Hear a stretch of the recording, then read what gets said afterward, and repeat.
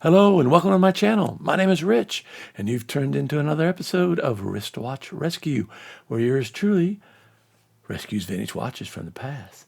Now today on the bench, I've got this really cool 1960s golf watch. It was kind of a novelty watch. I found it at a flea market, and it seems to work, and you can count the strokes with these two buttons. But now the hands, look how badly bent these hands are. I mean, the minute hand is really bent, and then the hour hand looks like it's been twisted. Now, a lot of times I've been told if you wear your watch while you're playing golf, the force of the club hitting the ball can make the hands on the watch bend. But I don't know if that's true because I don't wear my watch when I play golf. But this thing is called a Lord Nelson. Now, it doesn't have a whole lot of history. It was an inexpensive novelty. But the reason I picked it up is that I have a friend that I've made through the YouTube networks by the name of Gabe. He has a YouTube channel called Let's Play Thru, where he reviews all the latest and greatest golf equipment. Now, I've been watching his videos for years because I'm an avid golfer myself. But then one day we started talking to each other in the comments, and it turns out that he is an avid watch collector. So when I found this watch at a flea market, I thought, well, hey, it'd be neat to get this watch going and get it to him because I'm sure he doesn't have one of these in his collection. My friend Gabe lives a couple hours down the road from me here in Florida. Now, he does amazing reviews of golf equipment. So I'll put a link to his channel in my description down below. Now, the case on this watch is pretty beat up. So I think I'm going to try for the first time on the videos a replating process. Now, with the dial off, you can see the two dials that record the strokes. So what you do is it'll go up to 99. So if your golf score is over 99, you're not going to want to use this watch. There's two tension springs that push up against the dial with the numbers on it underneath. So when I remove this, I'm just going to slide it out, and then the tension on that wheel will be gone, and I can just lift it out in a minute. But first I'm going to take the other one off too. And if you noticed, the one dial has a lot of teeth all around it, and then the other one just has one tooth. So what it does is it rolls around and gets to 0. It pushes the other dial to 2 or 3 or whatever your score's at. I don't see anything that holds these dials in place, so they should just lift off of there. I guess the main dial just sandwiches them and keeps them in place when you put the main dial back on. But let's see. We'll kind of lift it up and see what I get. Yeah? Okay, now that those springs are gone, they'll turn freely. Yeah, sure enough. It just comes right off. Now you can see the gear on the bottom of that little dial, and that's how it keeps track of where it's at with that spring that I removed earlier. Same with this other one. So I'm going to put all of these in my little dial box here, along with the hands. Keep them nice and safe while we're working on the watch. Next, I want to take out this big plate. It covers the entire watch. It's kind of unusual. That's something I've never seen before. There's a dial washer underneath that plate. Usually a dial washer pushes up against the dial, but this one's pushing up against the plate. Now here's the actual buttons that you push to make the numbers on the dials turn. And there's a little spring that pushes them back out. It's kind of an ingenious way of doing it. The one spring handles both of them. And we'll get this hour hand off of here too. With the two buttons off, I can remove this tension spring that recoils those buttons.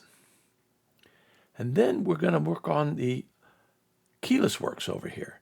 Now the first thing I'm taking out is the yoke/yoke spring. Now this is a combination. Most watches just have a yoke and then have a separate yoke spring, but this one has a combination of the two. And after I slide out the crown and the stem, I can take apart the rest of the keyless works. Now the keyless works is how you wind a watch and how you set the time. Now with the stem all the way in, you're going to turn the crown and it will wind the watch. And then when you go to the first click, it will set the hour and the minute hand through what's known as the motion works. So they work hand in hand. Now on the back side of the watch here, first thing I want to take off is the ratchet wheel. Now it's attached with that screw to the mainspring barrel. So when you turn the crown, the power goes into the crown wheel here that I'm taking off and goes directly into the ratchet wheel, which in turn winds up the mainspring in the barrel. And of course the mainspring is what gives you all the power to make the watch work. Next, I want to take off this pallet fork bridge. Now this watch is actually known as a pin lever movement. You'll see it as I pull out the pallet fork. It looks different than the Swiss pallet fork movements. With the pallet fork bridge off, I can remove this last screw and get this main bridge off. Now this bridge not only covers up the barrel, but it also holds in place the train of wheels. As you can see as I flip it, oh, that doesn't look good. They're stuck in their holes. So it tells me this watch has probably never been serviced. Most people won't service a pin lever movement because there's no jewels and they're known as an inexpensive movement. You basically want to throw them away when they break. But they are very accurate. And I've found that over the years, I've worked on a number of them. And as long as you treat them right and get them oiled up, they keep great time. Now, with the barrel over, it has an unusual gear on the bottom. We'll have to open that up and see how that works. And then there's this little bridge that goes over the keyless works with a couple screws. And what it does is it holds down that intermediate wheel. You'll see it here. That just came up as I pulled that up. So there's the part of the motion works, or the intermediate wheel, that lets you set the hands. Now that center wheel I'm not taking out. So let's go over to my little anvil here, and we're going to pop open the lid to the mainspring barrel, nice and gently. We'll see what we see when we open this up. Oh, well, it looks really clean. It's not full of gunky old oil. So we're going to definitely want to oil it when we put it back together. And this mainspring arbor that I was just holding on to there, that I'm taking out, is an unusual looking one, a very long shaft through the middle.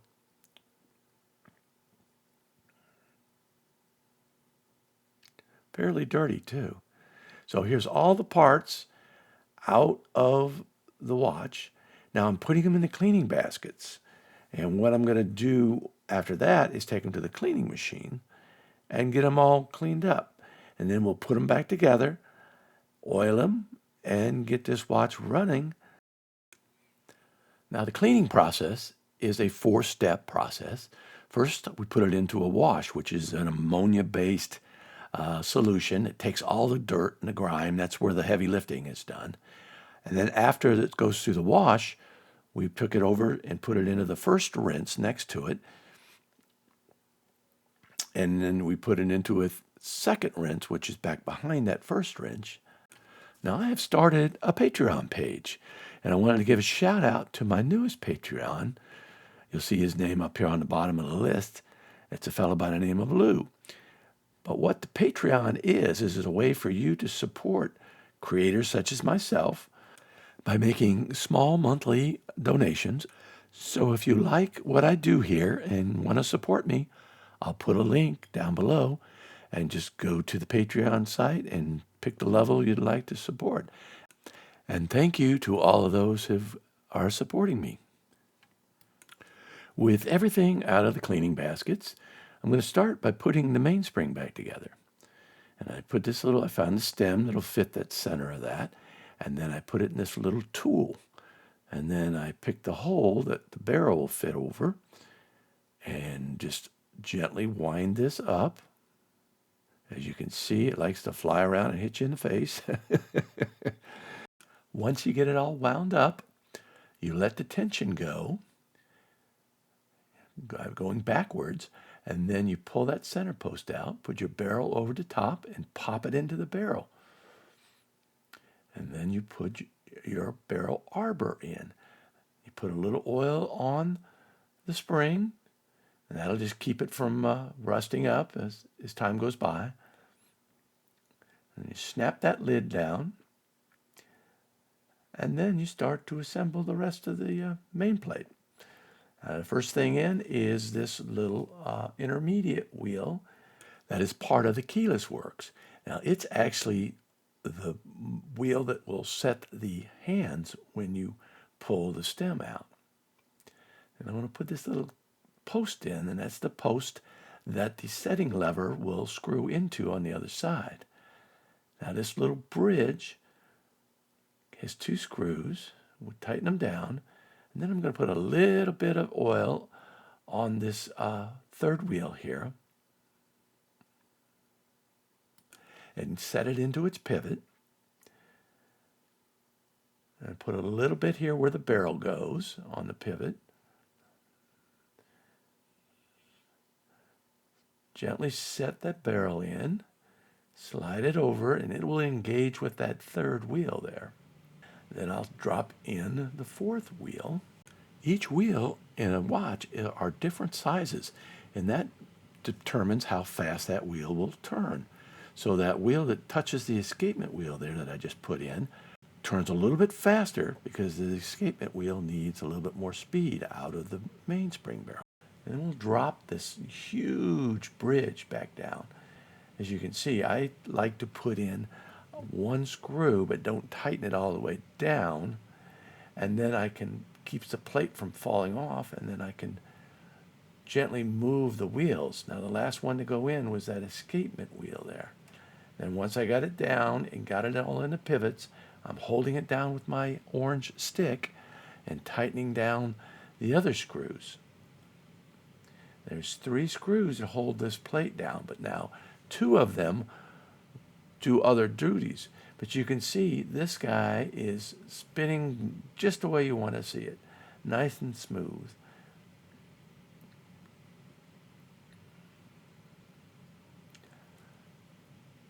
And we'll put a little bit of oil. Now this is 9401, the synthetic oil.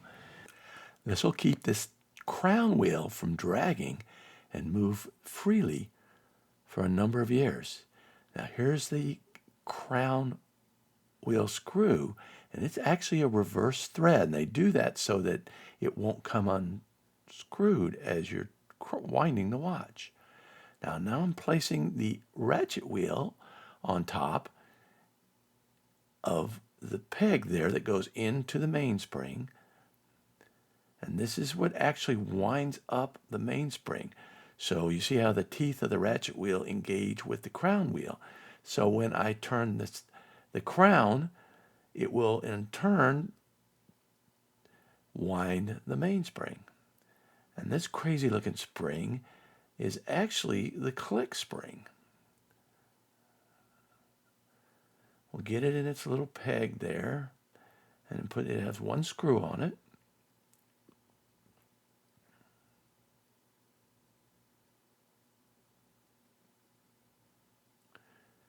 And then we can just slide it over and slip it into the teeth of the crown wheel.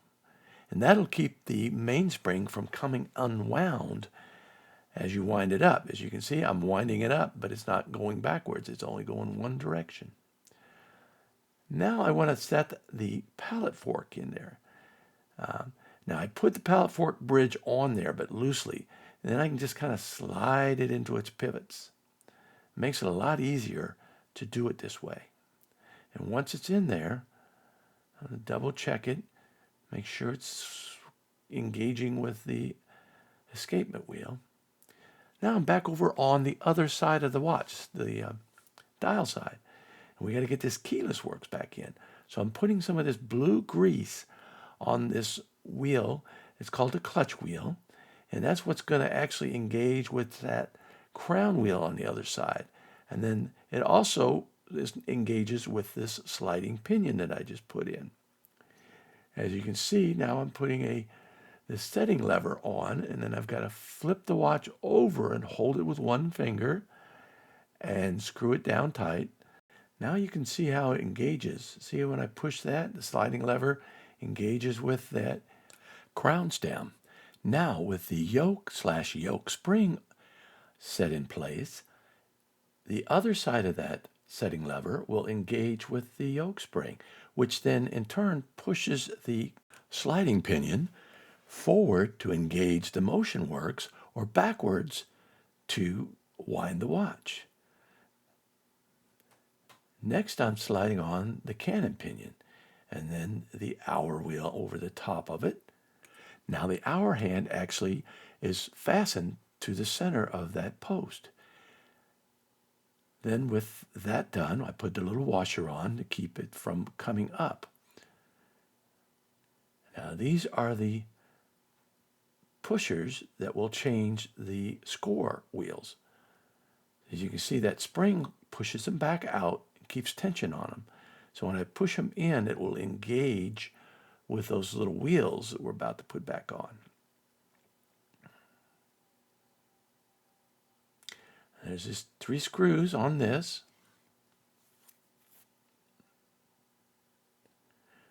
And now I'm sliding in these little springs underneath that big bridge. And these springs will put tension on those small dials that I'm going to put on. You can see how it goes right to the post. And it'll engage with those gears on the bottom of these 2 wheels. I just have to push it over and engage it. Do the same with this one. And then the only thing that keeps those 2 dials from coming up is the main dial. So we're going to put it down nice and snug, twist these 2 little pegs right here, and then check to make sure the dials are jumping. And sure enough, now it's time to put on the hands. First one on is the hour hand. Now the old hands were just too far gone, so I purchased a donor watch and got these new hands off. But as you can see, they're different color. They're silver as opposed to gold. So that made me think, well, maybe I'll just change the case from gold, because the gold was pretty much all gone on that case to start with. So after checking them and making sure they're not dragging, I can go and put the last hand, the second hand on, using this little tool of mine. It just kind of rotates over, and you place the second hand on that center pinion, and then gently press it down.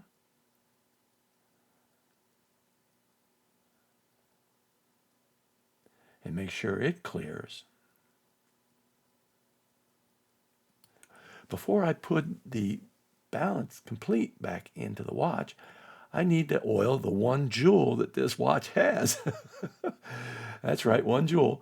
So these 2 tiny little screws, I've got the balance all apart. I had to take the hairspring and off.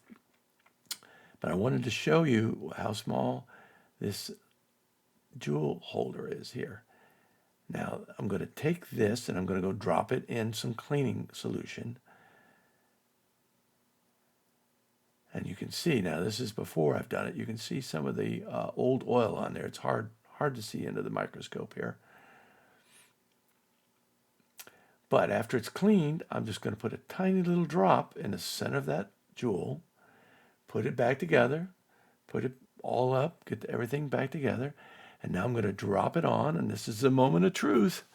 It's like, this thing is going to run. Come on, baby.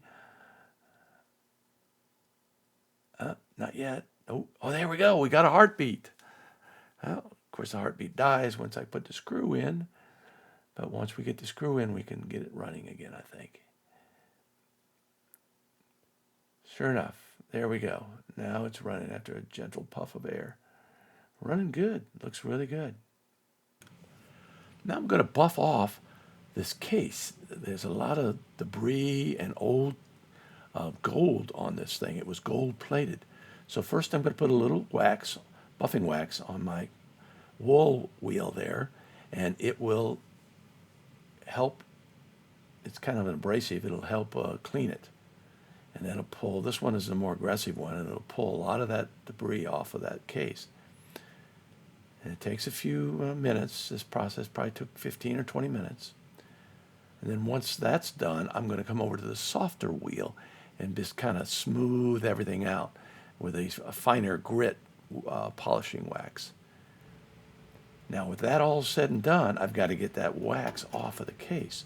So I'm going to drop it in to the ultrasonic, which is heated up to about 110 degrees. And that helps melt the wax off.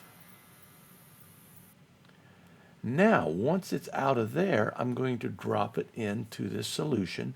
It's called electroplating cleaner. Now, what I'm doing is I've got a positive on the plate over there and the negative on that piece of wire that goes down into and touches the case. See the bubbles coming off the case? Those are actually the contaminants being electrically discharged and being sent into the cleaner. And once it's done, I'm going to put it in some distilled water to clean off that solution. Now I've got my nickel, and it's actually green, believe it or not. Who would have thought? But here again, I'm going to connect the negative wire, and the nickel that's in that solution is going to connect with the positive charges as it crosses from that red handle over to the other one. And then after it's all done and said and done, I'm going to put this thing back together. So these little pushing handles are going to just slide in. Now I couldn't replate those pushers. That's the one thing I couldn't get done. I did replate a little bit on the back, so it looks a little better too. And then I'm just going to snap it together. And man, this turned out good. Of course, I've got to put it on the time grapher. Look at that. Minus 3 seconds, 254, 0.9 milliseconds in the beat error. That's crazy for a watch with no jewels. Didn't think that was possible. But like always, this watch turned out just gorgeous. And as you can see, as I push the buttons, I'm keeping score if I'm out on the golf course. And it runs like a top, and I've got a beautiful band on it. I can't wait to put this in Gabe's hands and get it in his collection, because that's what I made this for. So as always, have a great day.